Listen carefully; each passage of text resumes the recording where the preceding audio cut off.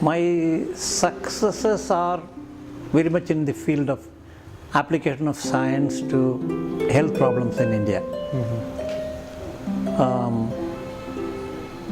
Voluminous publications and acceptance among the scientific world of my contributions.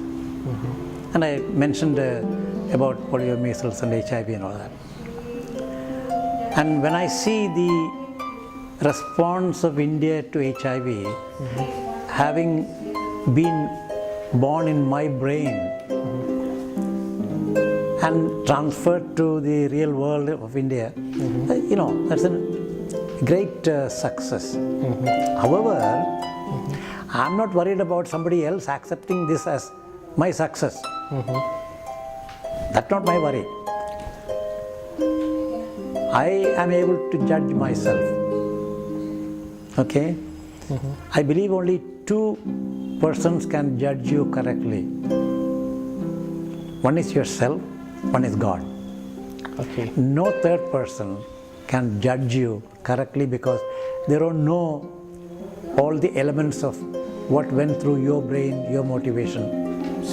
My failures are not being able to convince others about what is to be done, what is right, how to go about it. So even now I'm struggling. Doesn't India need a public health ministry? We do. But we don't have it. I've been writing about it repeatedly in various forums and talking about it. It's a failure on my part not to have convinced people that without public health we will not become a nation in which health is being promoted. So that's a kind of failure.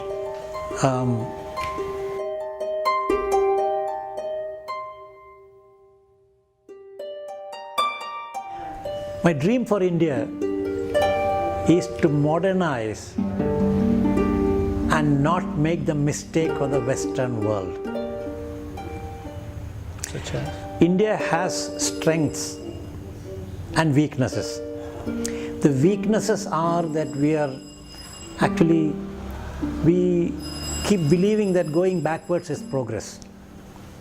Ancient times were better. That is not what I believe. Things have changed, the world has changed, our culture has not changed much. Our culture that was appropriate 2000 years ago and very good when Europeans were barbarians, that era is gone. In 20th century and 21st century, we have to look at what our culture should be, what our nation should be. We have to address poverty of a huge number of people. If you accept poverty is God-given, then we will not address it. So we could go through the Western understanding of capitalism. At the end of it, come again and say, poor people are poor, they can become rich like the Americans say. And today the Western culture has no value for God and spirituality.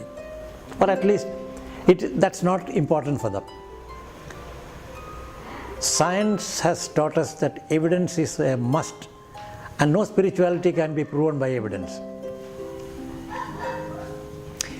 India alone can synthesize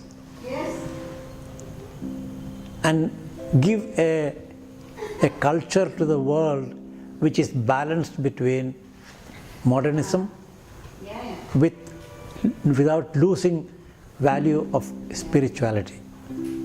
No other culture can do that. That's my dream. But if you don't address these issues in a rational, adult, mature way, we probably will have conflicts and bloodshed, and ultimately we will become something like the Western world, having lost our own great cultural values. This is my worry, this is my dream.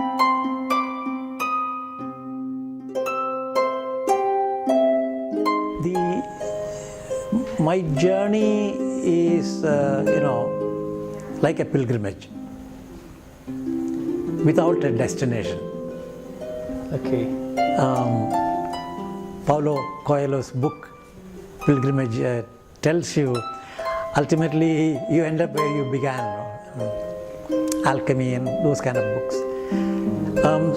But this journey has taught me how to address problems, particularly in the medical field, and bring in change by consistent, repetitive messages being written in journals, and what you wrote 20 years ago, people are reading now and saying, hey, this has been written already. So the journey through Indian training to UK training to US training, in the US I got trained in medical writing. And as I said, the 2 years I was in the US, I wrote 12 papers published. Since then I have averaged 10 per year. Since then? 10 papers average per year till 5 years ago. Most of these are scientific contributions. Okay. So that has taught me that science is incomplete until you publish it and put it in the public domain. Knowing for yourself is not science. So that's an issue that we have to teach our youngsters, saying that medicine is not simply technology applied on human bodies. Oh, really? Medicine is, to a large extent, application of technology. At the same time, learning contextually what our problems are and solving them. This needs mentoring. And I don't see that mentoring process in most medical colleges. What we do is to train medical students to become surgeons, medical people, physicians, paediatricians, and they ritualize the medical practice. Okay, you come to your best diagnosis. Is it accurate or not? Nobody is worried. This is my best. If you're wrong, the patient takes the risk. I'm not accountable for my mistakes because I'm trying to help. This is the original old Ayurvedic philosophy, that you are there to help. Whereas the modern medicine gives you the principle of accountability. Make a diagnosis, perfectly all right, but that should be accurate. It is your bounden duty to make an accurate diagnosis, not your best diagnosis, but a diagnosis that any other expert will agree with you. That we don't have that system here. So if we make mistakes, patient suffers. We keep the money, the risk is taken by the patient. Okay? If you want to change this, we have to become a modern culture. Because quality is part of the modern culture. Not only equity, but quality also. And that quality should be measurable. If health is a human right, nobody can make exorbitant profit out of people's ill health. It's a regulatory issue. In Europe also, private hospitals and public hospitals work. But the quality and the cost are regulated. In the United States, some 4,000 procedures are costed. You cannot go beyond that cost for that procedure. Whereas in our system, any hospital can charge any cost for any test. So That again is a cultural issue. Ayurveda grew up as service to people, doing the best the Vaid could do, and so we practice modern medicine as traditional medicine. More than one way. One is we don't question and do research. Ayurveda never promoted research. Secondly, we don't allow ourselves to objective quality regulation, which is a must. Okay? And of course, let me ask you one question. If a person dies of cholera, isn't it the state's negligence? If a person dies of typhoid fever, isn't it state negligence? Yes. So any easily preventable disease by the state, if the state did not prevent and somebody dies, to my mind it is culpable homicide by the state. You're absolutely. By public health negligence. If a medical doctor does negligence and the patient dies, it is medical negligence. We don't have an understanding of public health negligence. So if the Bihar problem is not prevented, it is public health negligence. So we need to deeply think in terms of how to fit modern medicine into our cultural milieu, and without losing our balance, to make modern medicine function like modern medicine should. Quality with equity, regulation, including cost regulation, no exorbitant profiteering. Medical education must be equitable and not expensive.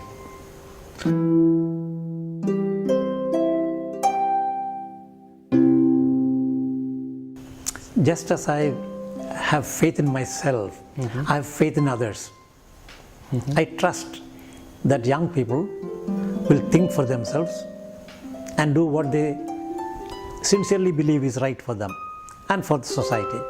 So I'm not pessimistic about future. To youngsters, I would say that honesty, ethics in business, professions, personal and public life are things that they should never discard. They should always practice them. Everyone has to balance between personal interest and societal interest. If you don't balance that, and if you go for personal interest, forgetting societal interest, India will remain as India is today.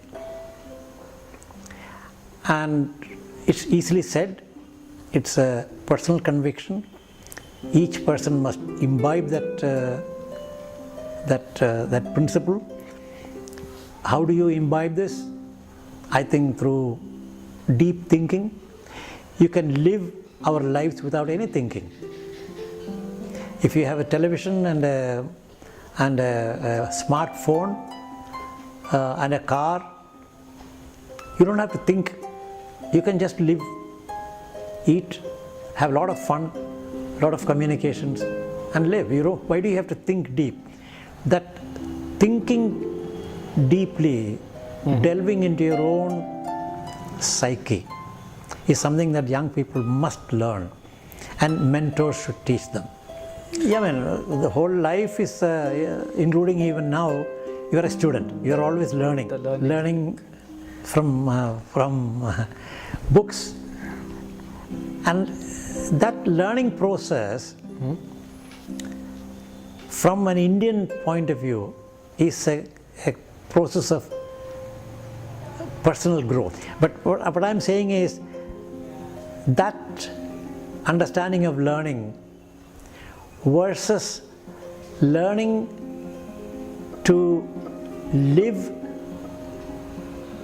for oneself and for others is a different kind of learning process. So Education, to my mind, has three objectives. One, each person must learn to live with oneself and with others. Learning to live. I don't think we teach that, and I have had the good luck of learning this from both my parents and early school days. How do you celebrate differences? How do you work with how do you work with handicapped people? How do you accept them? How do you deal with an HIV positive person or a family or a child? Second is learning to learn. Learning to learn, I learned in the United States. In India, I learned. In the United States, I learned how to learn. Then I realized I don't have to learn everything. I can learn what I need to learn for a specific purpose, and you accumulate that learning. The third objective is learning to live. Learning to earn, actually. Learning to live with oneself and others and nature and God is first. Learning to learn is the second. Learning to earn is the third. We mix it all up, and we think that learning to earn is all that is concerned about education. So learning as a process, as a journey, is a continuous process, and you don't stop learning. You learn from a number of teachers. There is nothing that I can say that I learned from one or two people, but I will quote two people since you said this. One is that Englishman professor who introduced polio vaccination in 1964, whereas EPI came in 1978. Here was a man who knew there was polio vaccine, we have polio, and he by example showed how pediatrics should be practiced. Secondly, when he wanted a person to work in his department, he was willing to travel to Kerala, to a remote place, talk to parents of a young fellow in order to convince him that he should stay in the department. I don't think any Indian would have done that. So I have learned to respect everybody's judgment, and if you want to change somebody's decision, you then work around what are the ingredients of that decision. The parents are there, talk to the parents. A second person who I can quote is my ex-chief in the United States. He is the one who actually taught me. The English system is that professor is always right. Indian system very much. And you have to listen to the professor. You don't question. In the US system, they make you question seniors, professors. And so stand up to one's own convictions is something that I learned in the United States. I had some data. The local leaders in India did not accept it. I had an opportunity to talk about it in the United States. Immediately, the professor asked me to bring in all the data, looked at it and said, "Why haven't you published it?" So I am coming from a culture where publication is not very important. It was for my own learning that I did it, and I have this data. He said, "No, you have to publish it." So from then onwards, any new information that I generate, I publish. And I think I have succeeded in publishing about 30 to 40% of new ideas or new things I have generated. As a lone worker, you can't publish everything. Yeah. It's a very tedious job to write up and publish and all that.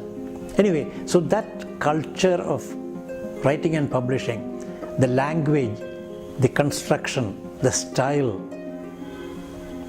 and of course the integrity and honesty of what you say, all from that one particular teacher. What is his name? Dr. Fulginiti. Okay. Fulginiti, Italian American. If you ask me who influenced me the most in entire medical profession, I would say he was the one who influenced me most. Okay. And he is the one who also said, you're going back to a country without a future. Okay? How did you convince him? Pardon? How did you convince him then? No, I didn't convince him. I told him this is my decision. And later on he has told his sons, he is no more. I went to a meeting in the university to commemorate his legacy in the institution. I took a personal trip and attended that. And his son, 2 sons and wife, the sons told me that he thought that he would respect one individual in the world as greater than him. That's me.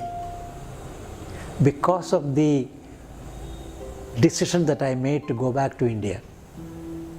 You see the irony of it? He is the one who tried to prevent me from coming back to India, and he is the one who ultimately said, that was a great decision, he's a great person. Learn from him, he had told his sons. Okay, so that's the kind of guy he was. And many good lessons I have learned from my juniors.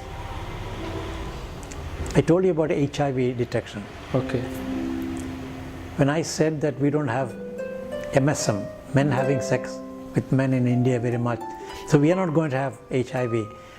He made a hypothesis that Indian prostitutes may have vaginas that are as vulnerable as the fragile rectal mucosa.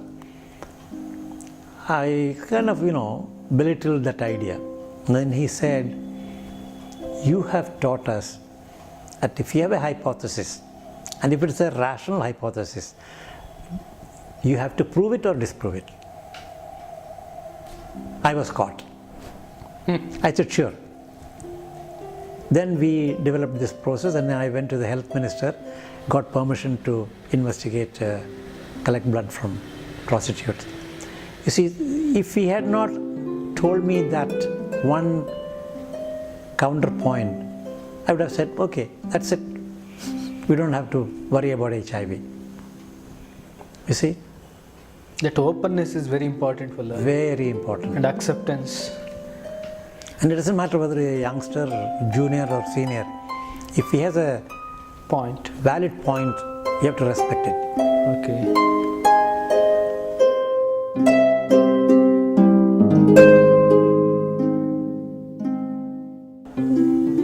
Truthfulness, honesty, integrity, science, and remain calm. Example?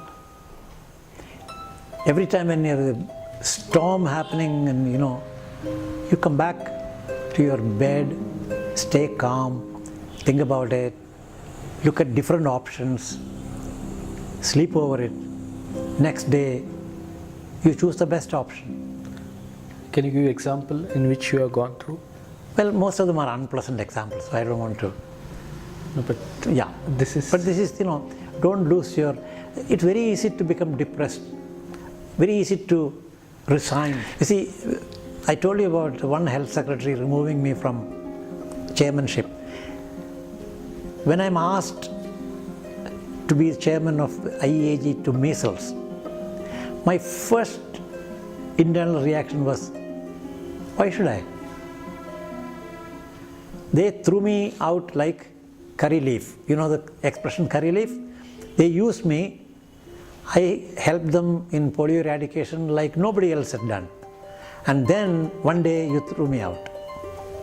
So that was my first reaction was that. Then I realized, hey, this is a God-given opportunity. I was rejected from CMC as a student. They did not admit me. But instead of keeping a grudge, I came back and showed CMC that you cannot judge people when you are young. Okay? I've been telling them all the time, if you give me your rejected students, I will make them very good doctors. So this selection as to who comes in, who is rejected, don't think that we are judging people correctly. What was the procedure those days? They were doing Same procedure. interview or Written test, and you are called if you pass the test, and then interview, 3-day interview. And the 2 seniors will be watching you, every movement, everything you say, etc. And they give you tasks to do and all that, and they make assessment. They are looking for aptitude, negativism, people who cannot work in groups, people who are arrogant and pushy and let other people, don't. Yeah, I mean, of course, you can, if you see a consistent pattern. right? Supposing there's a group discussion. In group discussion, everybody gets a chance to speak. If somebody interrupts another person repeatedly, okay, it may be bad training, or it may be bad personality. Both. So you watch. The seniors watch. I've been in that watching position. So yes, at times it's difficult, but you can always. The same thought came to me when this EAG position was given to me. What did I do to CMC? I came back and I worked with loyalty. Here again, it's an opportunity. They want me. I will fulfill that responsibility with loyalty. And I can help. Okay? After all, I started measles vaccination in India. The first measles vaccine was given with a lot of trepidation, alone, nobody else to help me except my Rotary friends and of course CMC colleagues. Isn't it poetic justice that I am asked to be the chairman when India gets rid of measles? So look at it that way. Wonderful journey. You did best of your ability. I'm sure the young people like us even get inspired by some percentage. That itself is. Yeah, I mean, what I have spoken to you is not a thoughtful response. It is a response from the gut. Yeah. In other words, what seems to be real to me. True. Without any color to it. Yeah, linguistic editing. True. And that's natural. That's a true feelings which should come out, and it has come out very well. Yeah.